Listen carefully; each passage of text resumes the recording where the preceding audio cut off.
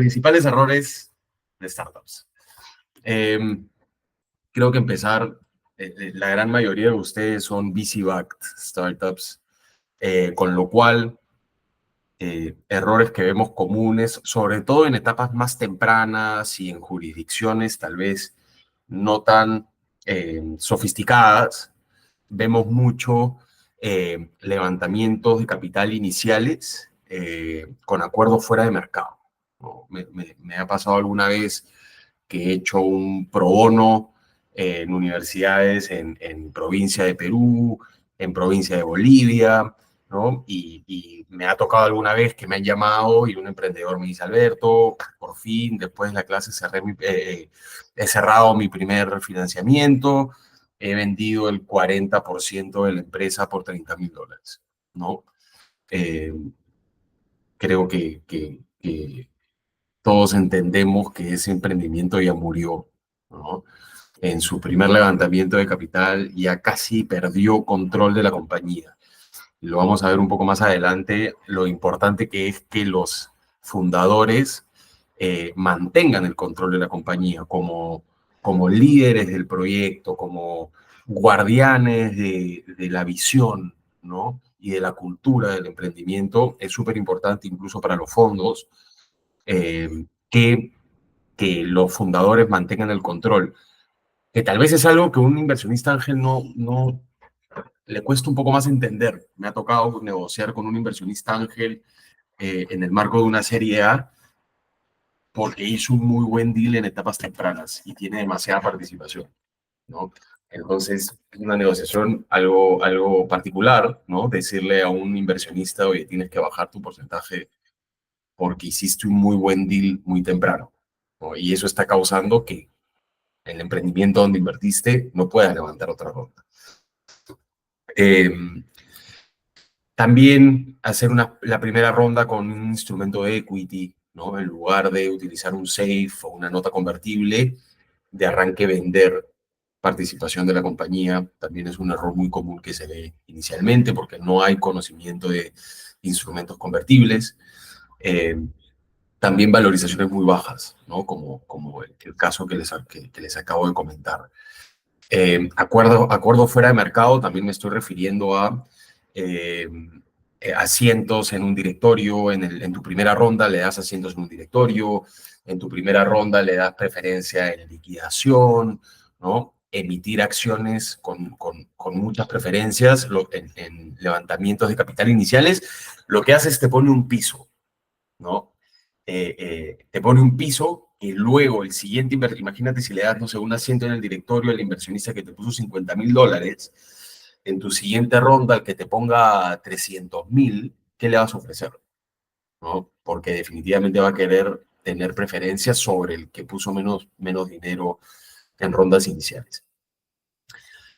Otros errores clásicos son fundadores investi. Emprender es muy difícil. Van a pasar muchas cosas, van a tener diferencias en la visión, incluso externalidades, ¿no? Lo vamos a ver más adelante también, pero externalidades como el trabajo soñado de uno de los fundadores, ¿no? Cómo lucen esos acuerdos de salida de un fundador. Propiedad intelectual. Recuerden que si ustedes tienen una startup, son una empresa de tecnología. Rappi no es una empresa de logística, es una empresa de tecnología. Uber no es una empresa de transporte, es una empresa de tecnología. Entonces recuerde que el intelectual es el recurso más importante, el activo más importante de la compañía.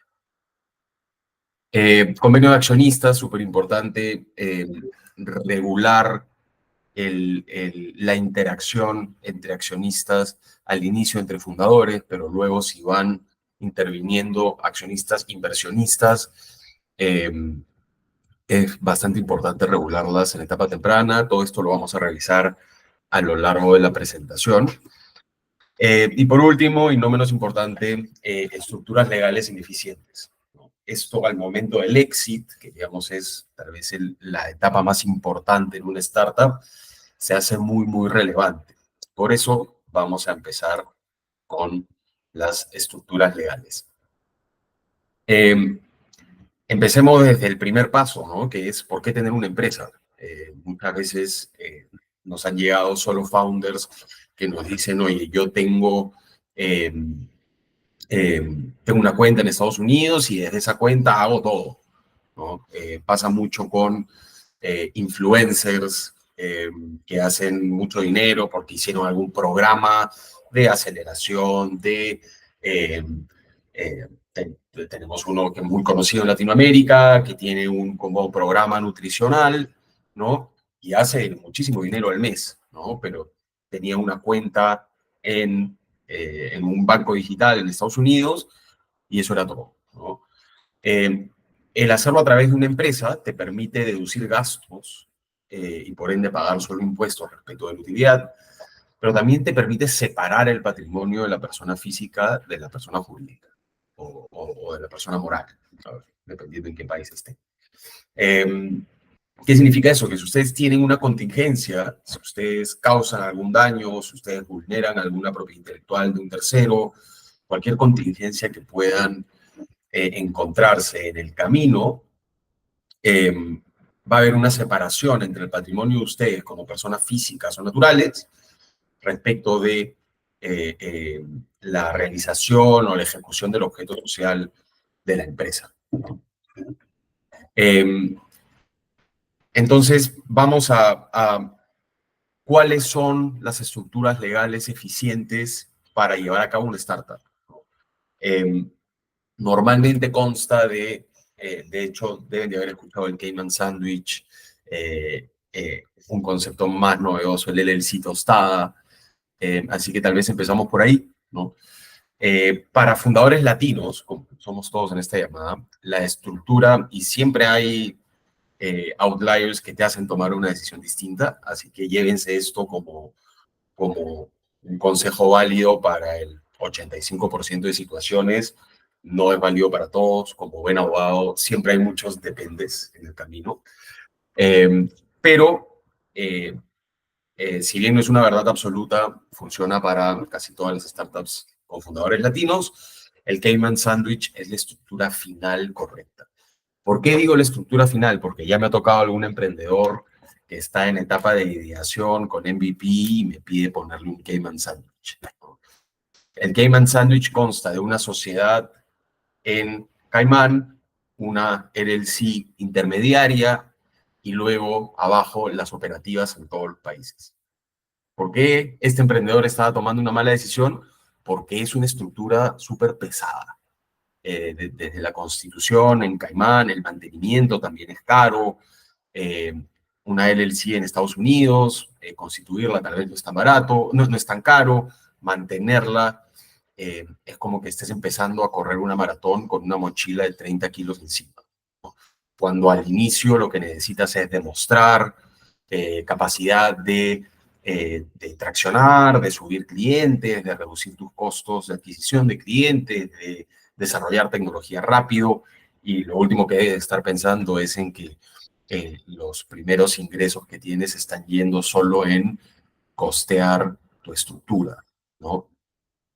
Entonces te hace pensar, oye, si voy a tener una LLC en Estados Unidos, necesito realmente una empresa operativa, digamos que estén en Argentina, en México, en Perú. ¿Por qué necesito una empresa operativa si puedo cobrar todo desde Estados Unidos? Y ahí me gusta hacer una distinción que para mí es más o menos clara, pero igual tiene sus caveats, tiene sus dependes, como siempre. Pero en el caso que ustedes sean una B2B, es muy probable que vayan a necesitar empresas operativas. ¿Por qué? Porque en muchos países en la región, en casi todos los países en la región, tenemos lo que se llama la retención de impuestos o el withholding tax. ¿Qué significa esto?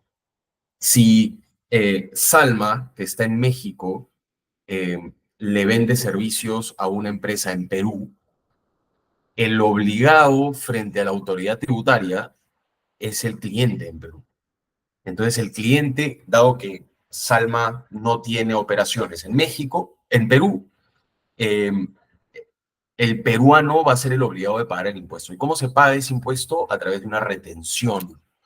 Y la retención en muchos países de Latinoamérica son muy cercanas al 30%. ¿Qué significa eso? Que si no tienen una operativa local, van a tener que ser 30% más caros, que es el caso de Facebook. Facebook te dice, oye, a mí me pagas 100. Si para tu autoridad tributaria local tienes que declarar 130, a mí me pagas 100, como quieras, ¿no? Eh, entonces tienes que puedes pagar 30% o cobrar 30% más caro o perder el 30% del ticket, ¿no? Muchas veces cuando cobras ese 30% más caro, si es que no eres una gran empresa como Facebook, vas a salirte del mercado probablemente, ¿no? Porque la estructura de pricing que han llevado se presume que está bien pensada. eh, eh, por lo tanto, si es que cobran 30% más, probablemente se salgan de ahí, ¿no? Eh, Aparte que esto les va a permitir contratar a su gente en los países donde operan y poder deducir esos impuestos. Cada vez más se valoran el seguro, la gratificación, CTS y otros derechos, digamos, laborales que, que ciertos colaboradores, a ciertos colaboradores les pueden generar valor. Y para ustedes atraer gente, el mejor equipo que puedan tener, a veces se hace importante tener estos derechos laborales también que pueden ofrecer, ¿no? Entonces ahí también se es importante una empresa operativa. Entonces nos ponemos del otro lado, siempre necesito una holding eh, y no siempre necesitas una holding, salvo seas una VC-backed startup. ¿Por qué? La holding sirve para, para cosas muy claras, que es la primera, acumular operativas, ¿no? Si ustedes tienen operaciones en Perú, México y Colombia, ustedes van a necesitar una empresa donde estén los fundadores y donde estén los inversionistas, que sea como un paraguas para todas esas operativas, que acumule a todas esas empresas debajo de esta holding. Y segundo, hay como un acuerdo tácito entre todo el mercado realmente que Delaware es una jurisdicción súper amigable tanto para fundadores como inversionistas. Es muy amigable para el venture capital en general, ¿no?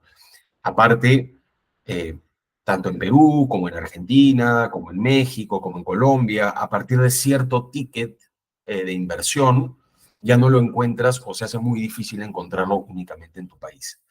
Eh, en Perú, por ejemplo, es algo cercano a $450.000, en México es algo cercano a $700.000. Eh, es muy difícil si ustedes están levantando una ronda de $1 millón, no necesitar ir donde fondos de otros países de la región, ¿no? Si estás levantando ya $1 millón, es muy probable que si eres una empresa mexicana, tengas que ir a picharle a un fondo colombiano, a un Salcantay en Perú, a un Kayak en Chile, ¿no? A un Monashis. Bueno, no un millón, ¿no? Monashis invierte más, pero entendieron el mensaje. Entonces se hace importante tener una holding también para recaudar ese dinero de fondos de otros países. Incluso muchas veces los fondos que se encuentran en tu país solo invierten en Delaware, ¿no? Es muy raro que cuando ya estén a nivel de levantamiento de capital de fondos, cuando ya estén en levantamiento de capital de fondos, ustedes sea suficiente con una operativa, ¿no? Eh,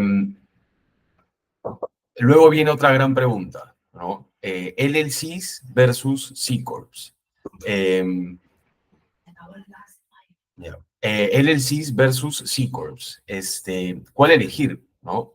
Eh, la diferencia entre una y otra es que una LLC es una empresa transparente, ¿ya? Y como una empresa transparente, ¿qué significa? Que todos los ingresos fluyen directamente, o toda la utilidad fluye directamente a los fundadores, a los accionistas, que en las LLCs se llaman members.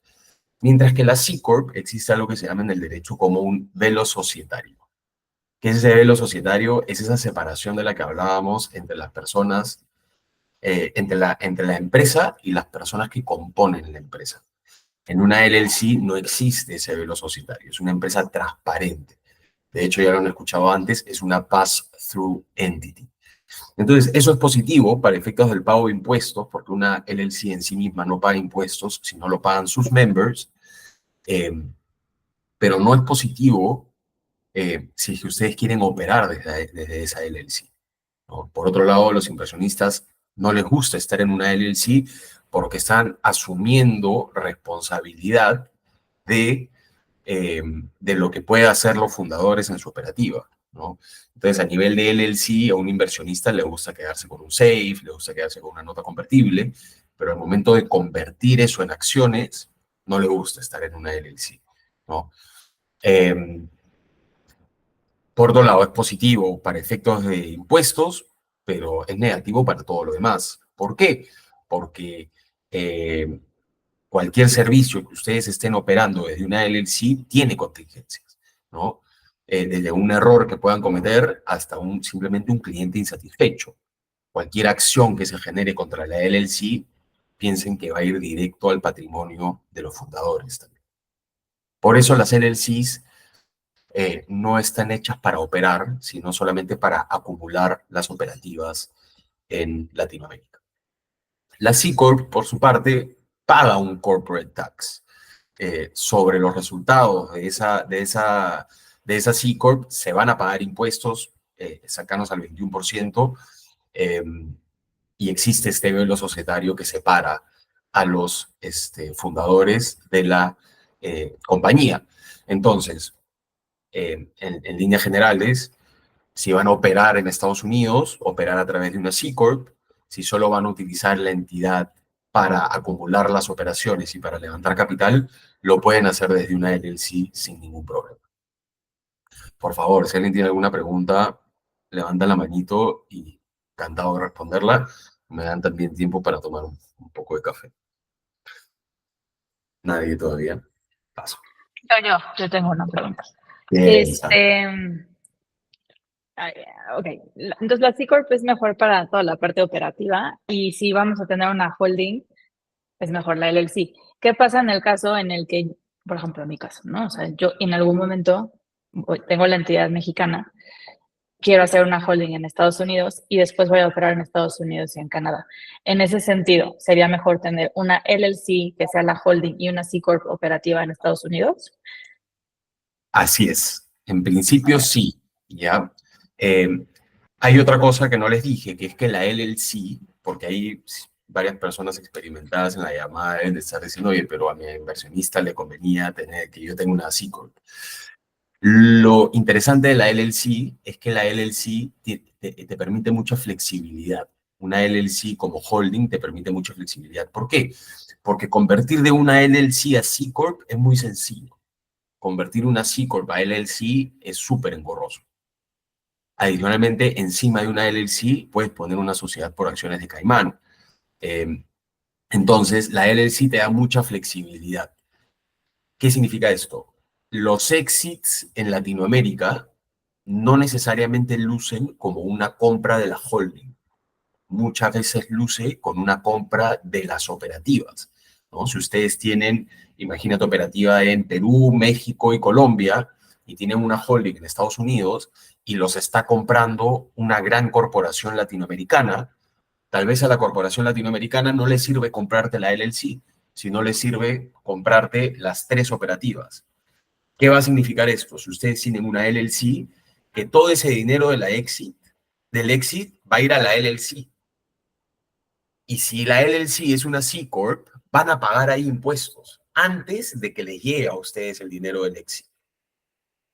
Entonces van a vender las acciones, las operativas, ese dinero va a ir a la LLC y como la LLC es una pass-through, va a ir directamente a los fundadores, a los inversionistas. Mientras que si es una C Corp, la holding, van a vender las operativas en Latinoamérica y luego esa plata va a ir a una C Corp que va a pagar impuestos nuevamente y recién va a ir a los fundadores que van a pagar impuestos otra vez cada uno en su país, ¿no?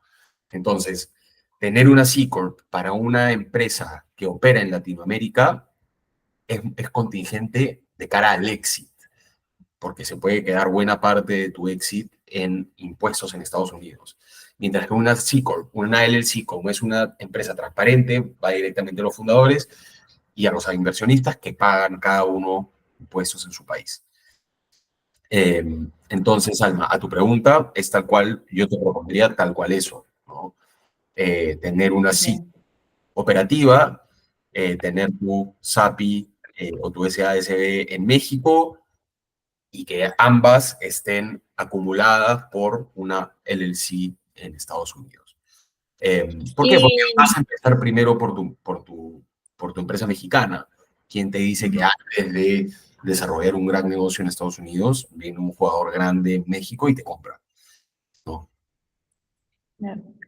¿Y cuál es la diferencia entre tener un holding en Caimán y un holding y una holding en una LLC? ¿O se tienen las dos? Eh, es un tema como te decía, la LLC lo que te da es flexibilidad. Entonces, esa flexibilidad es muy valiosa también para efectos de un posible éxito. También si tú haces una serie A, serie B, ahí el inversionista que te lidera esa ronda te va a dar un poco de luces de a dónde le conviene a ese inversionista que tú te vayas, ¿no? Tienes inversionistas que están en cierto país que no le conviene una C Corp, le conviene más un Cayman Sandwich, ¿no? Porque no va a pagar impuestos de un exit en Caimán. Mientras que si tu adquirente, el que te compra la empresa, es una empresa americana, probablemente le conviene comprarte una C Corp, porque tiene ciertos beneficios tributarios ahí. Pero en tu caso, por ejemplo, Salma, tú rápidamente puedes convertir esa LLC en una C Corp y estás para el comprador americano, estás para el comprador europeo, estás para el comprador latino, ¿no? Lo que necesitas en una etapa temprana es flexibilidad, porque no sabes por dónde te van a venir los compradores, ¿no? Entonces, lo que más debemos de valorar en este estadio es flexibilidad de poder moverte rápido y barato a donde quieras. Eso es lo que te da una estructura de Cayman Sandwich / LLC tostada. ¿Por qué se le llama LLC tostada? Porque tiene la expectativa de convertirse en un sándwich, pero primero se queda en tostada, ¿no? Como les había comentado, es Ya. las operativas, una LLC y encima de la LLC la sociedad en Caimán. Entonces, no pones toda la estructura desde el día uno porque te sale súper caro. Primero pones una LLC, sigues operando, levantas una nueva ronda, pueden pasar años con una LLC tostada y, digamos, previo a tu serie A, previo a tu serie B, pones una sociedad por acciones en Caimán y ahí levantas el capital. Así es normalmente Y como funciona. para levantar, o sea, ¿en qué momento es importante ya tener la LLC? O sea, obviamente si es una ronda ángel y todos los inversionistas están en México, pues no. Pero ¿qué pasa si tengo un ángel inversionista de Estados Unidos? Ahí sí tengo que tener la LLC. Y creo que le has dado el punto, el mercado te lo va a decir, ¿no? Si está Okay. levantando $500,000 de ángeles mexicanos y por ahí un ángel estadounidense, no creo que haya ningún problema que te quedes con tu operativa mexicana. Si ya tienes un fondo que solo invierta, tu lead investor te lo va a exigir, básicamente. Esa creo que sería mi respuesta más simple, ¿no? Tu lead investor Okay. te va a decir, oye, yo tengo que operar en Delaware. Y si tiene $300,000 en la mano en tu ronda de 500, probablemente te vayas a Delaware sin renegar mucho, ¿no? Ujú. Okay. Buenísimo. Perfecto. Propiedad intelectual. Propiedad intelectual no es solo registro de marca, también es todo el código que ustedes puedan generar. Muchos de ustedes tienen plataformas de tecnología, ¿no?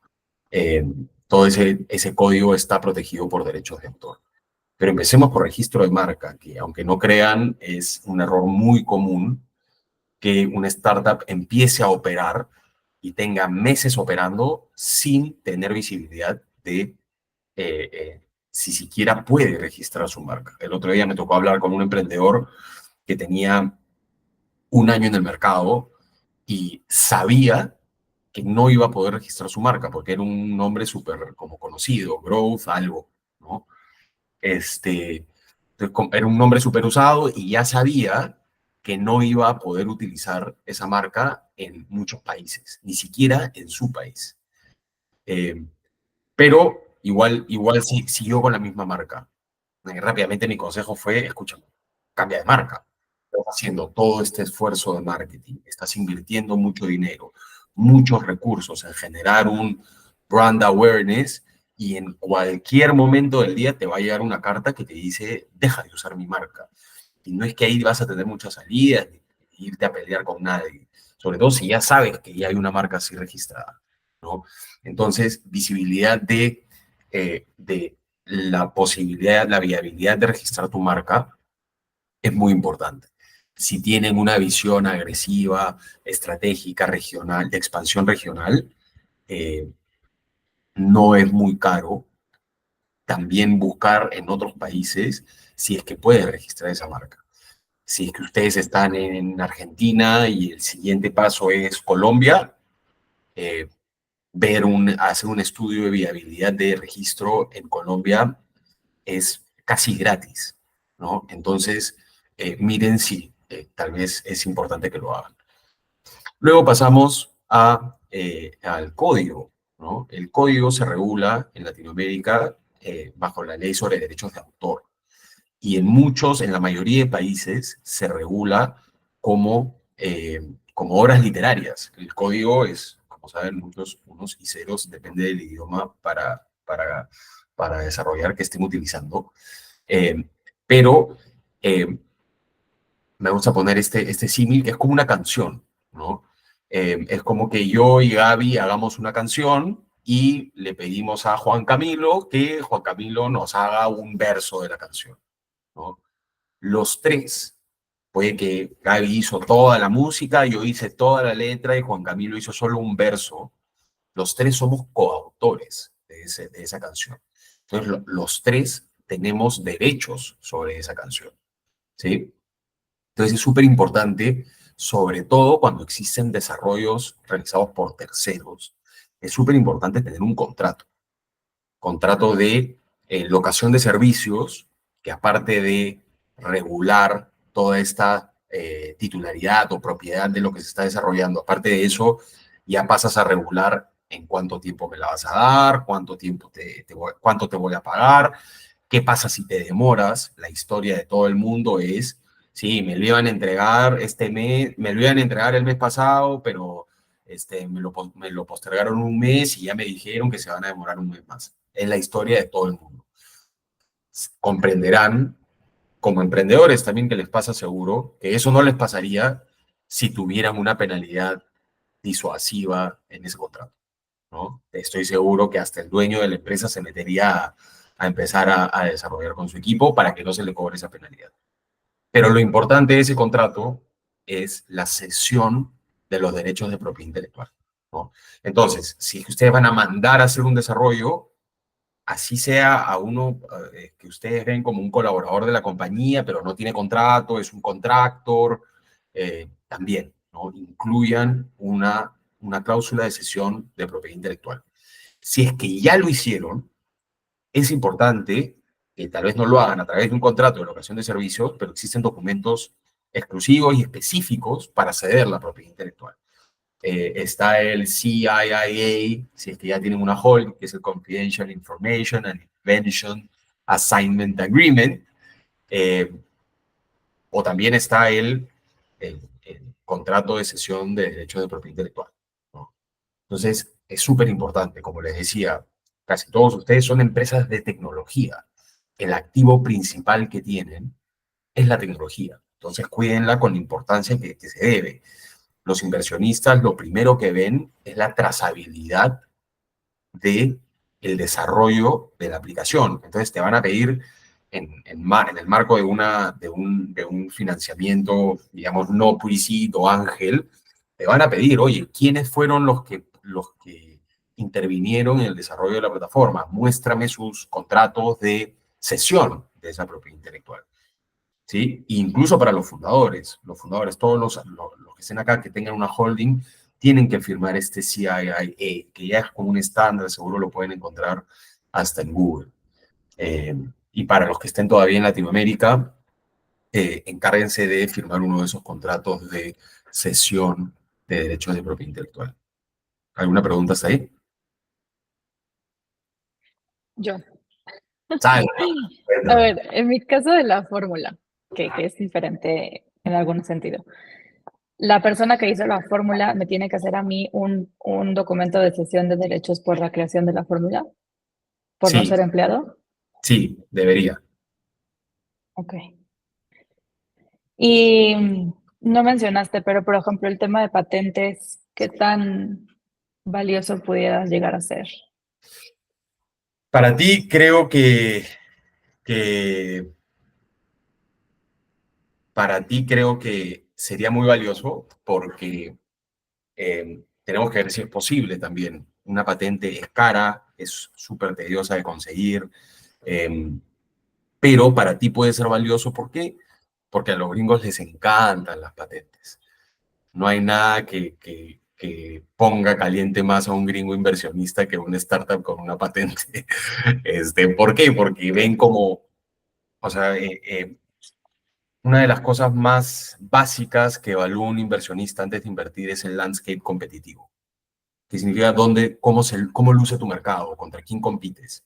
El hecho de que tengas una patente te sube una pared gigantesca de entrada al mercado, ¿no? O de competencia real.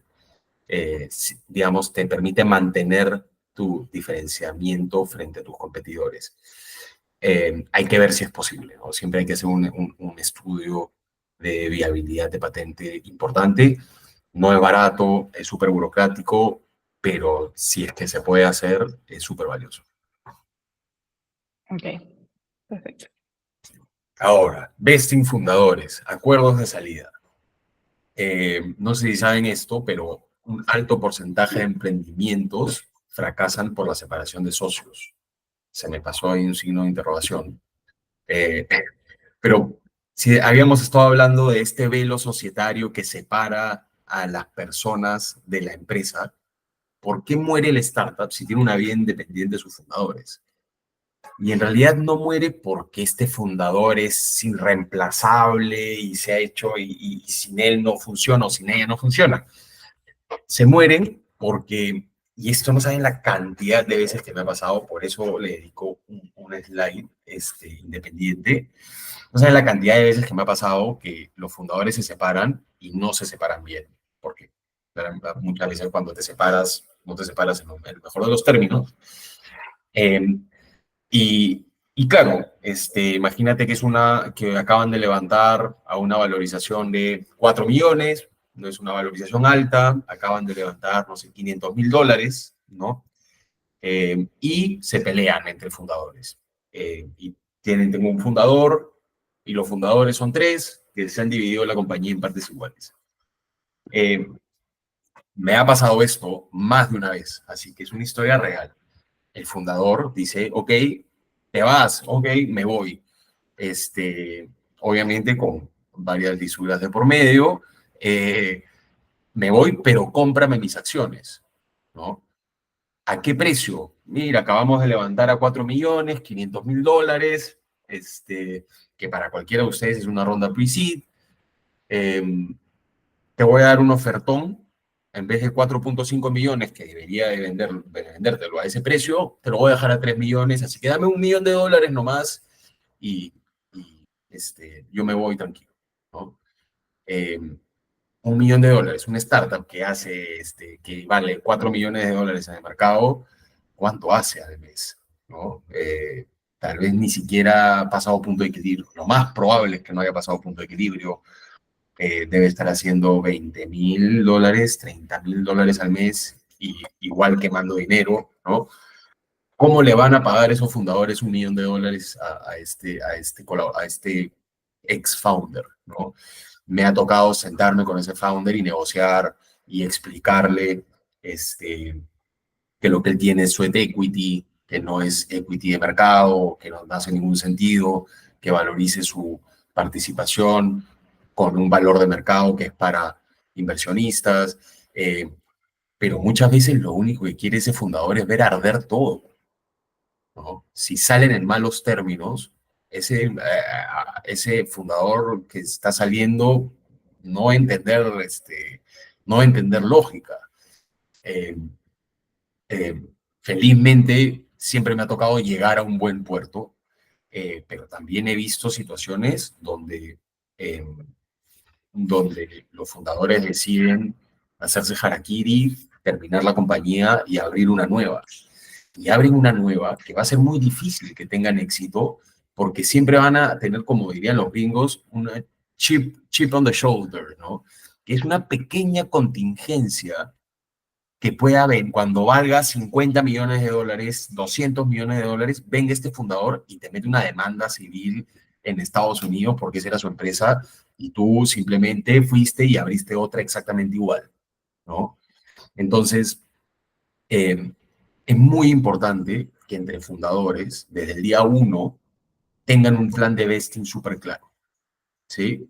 Eh, ¿Cuál es el estándar del vesting para fundadores? Es un vesting de 4 años donde van adquiriendo total propiedad de acciones en razón del 25% por año. ¿Sí? Eh, a ver, en razón del 25% por año. Esto significa que no van a tener las acciones, no.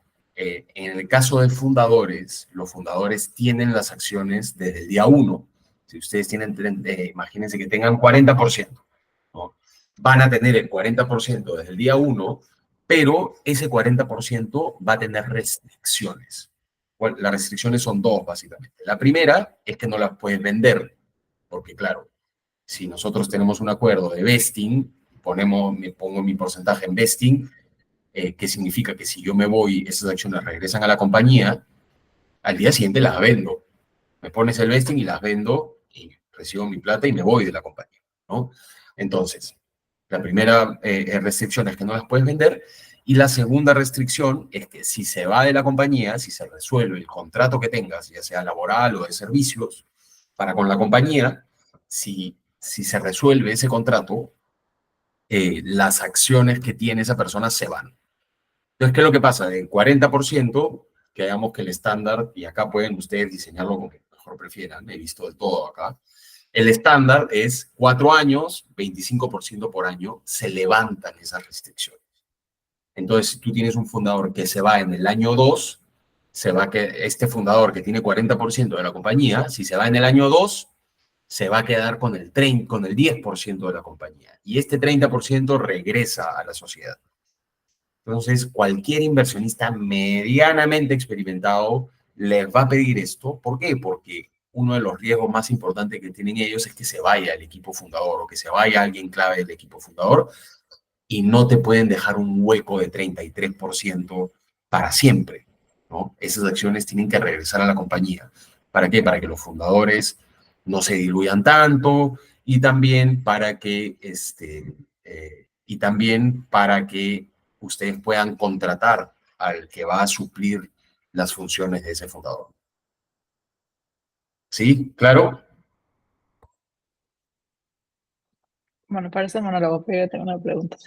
En la parte de, o sea, ¿cuándo es que inicia el proceso del vesting? O sea, porque bueno, al final pues estás empezando a trabajar y todo y llega un momento en el que un inversionista te pide un vesting de fundadores, pero ¿a partir de qué momento se considera eso? La Desde que se misma, inició la la misma compañía. respuesta te voy a dar, Salma. El lead investor te va a mandar como a, tú puedes ir y negociar, ¿no? Me ha pasado que en una serie A y te van a pedir, mientras sigas avanzando, te van a pedir resetear ese vesting. Me ha pasado unos fundadores que tenemos de clientes, levantamos pre-seed, levantamos seed, terminó su vesting y en su serie A, cuando salimos a levantar 3 millones de dólares, el lead investor de la serie A dijo que te estoy poniendo casi 2 millones de dólares, me reseteas ese vesting, ¿no? Y tocó hacerlo, tal cual, ¿no? Me tocó negociar con el inversionista. Oye, ya pasaron más de 4 años, ese vesting ya se cumplió, creo que ya demostraron el compromiso con la empresa, pero al inversionista no le importa mucho eso, le importa que de acá en adelante no te vayas, ¿no? Ya. Entonces, no le importa si no te fuiste, te acabo de dar cuenta que estoy con el AirPod y el audio sale de la computadora. Al inversionista no le importa que te quedaste antes, no importa que te quedes ahorita, porque ahorita está entrando su plata a la compañía, ¿no? Entonces ahí en ese caso lo que negociamos fue, ok, pero no se restringen en totalidad de las acciones. Vamos a restringir el 70% de las acciones, que 30% de las acciones que ya tienen se presuman como ya son suyas, ya trabajaron todo lo que tenían que trabajar, ya son enteramente suyas, ¿no? Entonces, el 70% de las acciones de cada fundador se sujetó a un vesting. Ya. Y a diferencia de los fundadores, tenemos también un vesting de colaboradores clave. ¿Para qué sirven? Sirven básicamente para atraer talento y para retener talento y para alinear al talento que tienes, alinearlo a los objetivos de los dueños, que no siempre son los mismos, ¿no? Entonces, por ejemplo, tú te quieres jalar al gerente de logística de Walmart, que está ganando eh, $17,000 al mes, ¿no? Y tú lo quieres jalar de Walmart México, hablo, ¿no? El de Estados Unidos debe ganar ciento y pico mil dólares al mes. Al gerente de logística de Walmart México te lo quieres jalar, eh, gana $15,000 al mes, pero tú no le puedes ofrecer $15,000 al mes, como buen emprendimiento que somos. Entonces, lo que le puedes ofrecer es, mira, te doy, en vez de $15,000 al mes, te doy $5,000 al mes, pero dado que para mi negocio es clave esto, que tú estés aquí y clave tu experiencia, te ofrezco el 8% de la compañía, ¿no? Y te ofrezco ese 8% de la compañía en 4 años en razón de 2% por año. Entonces ahí lo traes o la traes, no te revientas toda la caja y lo alineas también con los objetivos y el propósito de los dueños, que también es súper, súper importante. Okay. ¿Alguien tiene alguna pregunta más sobre el vesting? Avanzamos. Convenio de accionistas. El convenio de accionistas es, como bien lo dice, un contrato entre los accionistas de la compañía que regulan cómo van a interactuar entre ellos, ¿sí? Eh, Acá lo que yo recomiendo en una etapa temprana es definir cuáles son las funciones y responsabilidades de cada fundador. Eh, Esto es más declarativo que constitutivo de derechos o de obligaciones, pero siempre es mucho mejor que queden las cosas por escrito, por más que no venga con una penalidad, por más que no venga con algo, con una consecuencia súper importante, que no haya nada, que no haya ninguna duda en, efectivamente, esta era tu responsabilidad, esta era tu función dentro de la compañía. El vesting, que es lo que acabamos de conversar, debería estar también en un convenio de accionistas. Están dos derechos muy, muy importantes para todos los fundadores que estén acá, que sean VC-backed startups, que es el derecho de drag along y de tag along. ¿Ya? Se los explico rápidamente. Son dos derechos de una misma moneda. ¿Sí? El derecho de drag along es un derecho de arrastre y el derecho de tag along es un derecho de acompañamiento. Entonces, el drag es un derecho para los accionistas mayoritarios, en favor de los accionistas mayoritarios, mientras que el tag es un derecho en favor de los accionistas minoritarios. ¿Cómo funciona? Imagínense imagínense que yo tengo eh, yo soy dueño de un edificio, pero Manuel es dueño de un departamento de ese edificio, ¿sí? Si viene una gran constructora y me quiere comprar el edificio, yo necesito de la aprobación de Manuel para vender ese edificio, porque Manuel es propietario de su bien, de su inmueble, ¿no? Lo mismo sucede con acciones.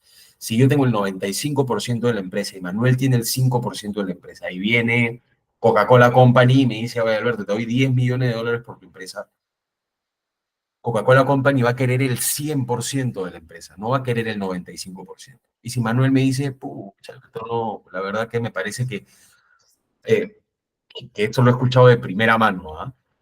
Porque me ha pasado en el marco de un exit de una empresa peruana. habían un par de inversionistas que juntos tenían el 12%, que fueron los únicos que no firmaron el convenio de accionistas, ¿ya? Entonces no firmaron el drag y el tag along. Lo que decía que esos inversionistas, me imagino que en aras de quitarle la malicia a todo, era, oye, pero estamos bien, seguimos creciendo, es la primera oferta de M&A que tenemos, sigamos. Y la verdad es que yo no quiero vender. Ellos habían entrado en la última ronda, entonces lo que se estaban llevando ellos era creo que 1.6x, pero en 6 meses, ¿no? Se estaban llevando 1.6x. Eh, la verdad es que muy pronto, y por otro lado, los fundadores habían estado comiendo pan con atún hace 5 años, ¿no? Y les estaban poniendo sobre la mesa varios millones de dólares. Los fundadores estaban diciendo, claro que vendemos. Y todos tenían la cláusula de drag along, menos estos dos inversionistas. Al final tuvieron que llegar a un acuerdo para que esto suceda, ¿no? Porque necesitan, o sea, cualquier persona con un porcentaje te puede bloquear una posible venta. Entonces, el drag along lo que dice es, si, por ejemplo, un ejemplo de cómo se redactaría este cláusula. Si el 60% de las acciones representativas del capital social de una empresa quiere vender, ese 60% puede obligar a los demás a vender, ¿no? Eh, ese número, y yo lo determino, uy, nos repasamos, ¿no? El tiempo. Ah, mil disculpas, pero bueno, ya lo voy a hacer más rápido, ¿ya? ¿Le suman los ejemplos o no? Eh, bueno, creo que sí. Voy más rápido. Sí, bueno, eso es, el 60% se determina más bien con cómo está distribuido entre los fundadores, ¿no? Si tienen 4 fundadores, si tiene, no sé, 25% cada uno, puedes poner que el vesting se ejecuta a partir del 70%, cosa que 3 de 4 estén de acuerdo, algo por ahí.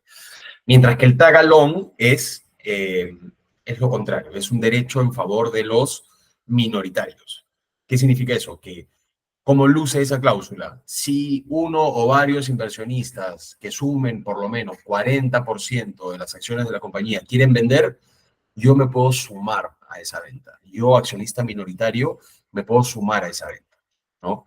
Entonces, el comprador va a seguir comprando 40%, solo que ya no va a comprar 40% de la misma persona. Ahora va a comprar 35% de esa persona y 5% míos. Yo me puedo meter a esa venta, puedo participar de esa venta. De nuevo están los pro rata rights, que es el derecho para invertir en una siguiente ronda, y los derechos de información que pueden tener los inversionistas de cara a posterior un financiamiento, ¿no? Los inversionistas se cuidan de que les llegue cierta información de la compañía eh, periódicamente, ¿no? Bueno, hacer más rápido. Errores en levantamientos de capital.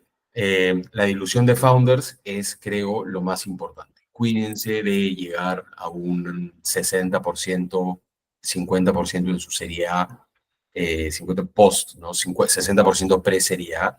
Es súper importante lo que se le llama skin in the game, ¿no? ¿Qué tan penetrados están los fundadores dentro del cap table de una compañía? En rondas más altas, a los fondos les interesa que los fundadores tengan suficiente participación para mantener un compromiso con la compañía. Me gusta poner este ejemplo que es, imagínate que tu CTO tiene 3% de la compañía, ¿sí? Y vienen de Google y le dicen, oye, vente a trabajar con nosotros, te damos stock options, $350,000 al año de sueldo. El fundador, el CTO tiene tan poquito capital que es muy frágil su relación con la compañía, entonces se lo pueden llevar, ¿no? Eh, por otro lado, los fundadores son los custodios, como les decía, los custodios de la visión, de la misión, de la cultura de la compañía. Entonces, eso es súper importante que ellos tomen las decisiones y que no tengas a dos inversionistas capitalistas tomando las decisiones de la compañía. Si ustedes llegan muy diluidos, y eso los fondos los ven desde las inversiones pre-seed, ya ven, se ha diluido mucho en esta primera ronda, le va a ser muy difícil levantar capital a futuro, ¿no? Entonces, eso de arranque, desde tu ronda, tu serie C, ya se te puede hacer súper difícil levantarla porque te diluiste mucho la inversión, ¿sí? Así que tengan mucho cuidado con la dilución de los founders. No hacer un modelo financiero. ¿Qué va en un modelo financiero? La data histórica y los proyectados. ¿Cuáles son esas métricas claves? Burn rate, CAC versus LTV, churn, muchas métricas claves, y la evaluación de la compañía. Es súper importante que no sobrevalúen la compañía por algo, porque algo muy negativo que les puede suceder es lo que se llama un down round, ¿no? Ustedes salen en su primera ronda y de Friends and Family a sus Friends and Family les venden que valen 7 millones de dólares, ¿no? Y ganan y levantan esa ronda a 7 millones de dólares de valorización. Pero luego cuando en su siguiente ronda, cuando ustedes tengan, cuando ustedes salgan a levantar 2 millones de dólares, ya van a hablar con inversionistas mucho más sofisticados.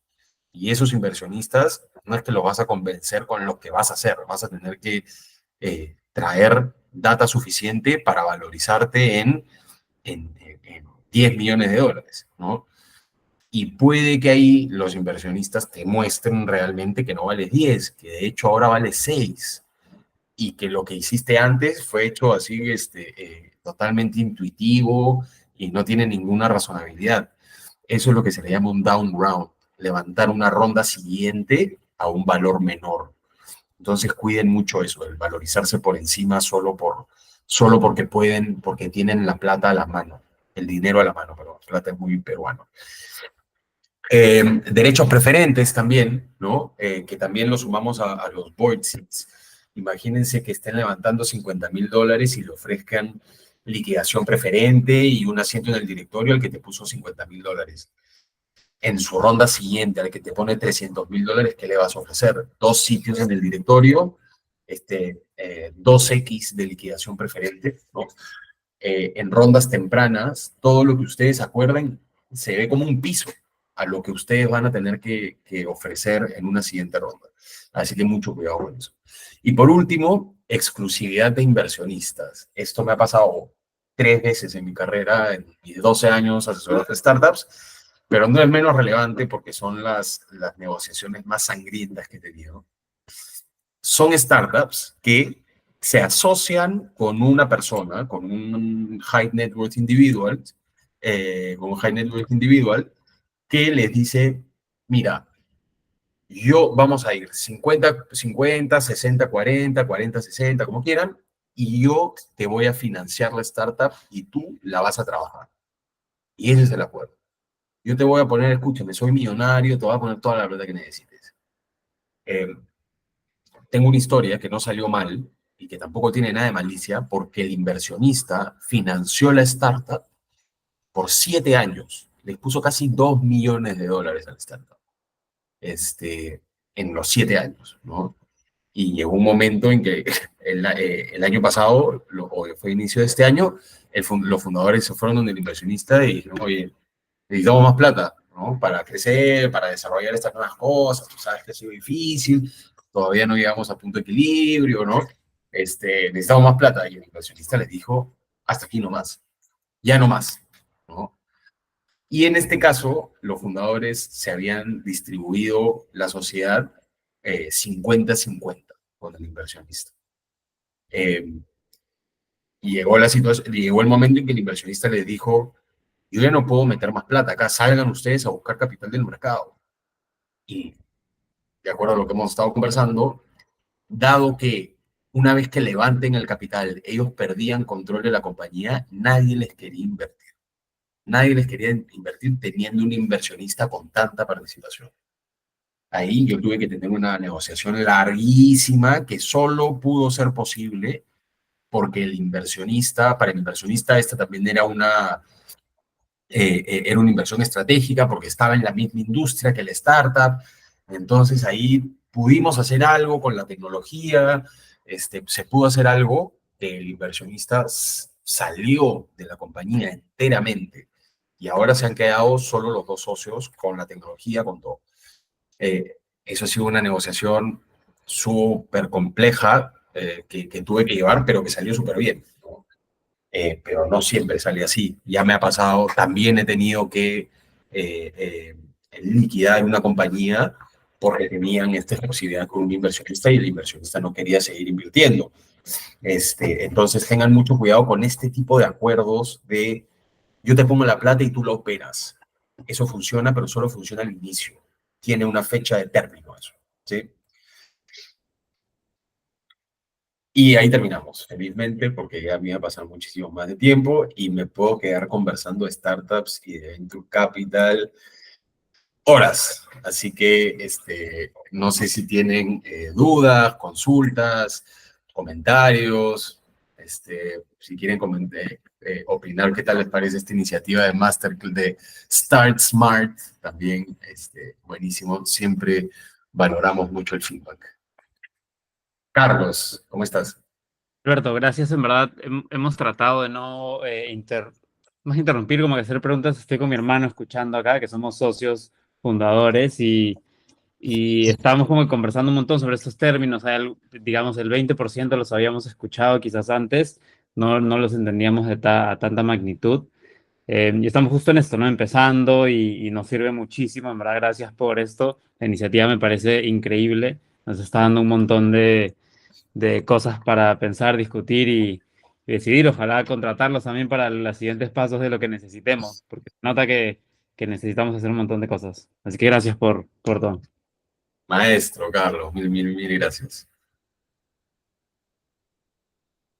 Bueno, nadie más creo. Van abandonando todos. Muchas gracias. Gracias por estar aquí.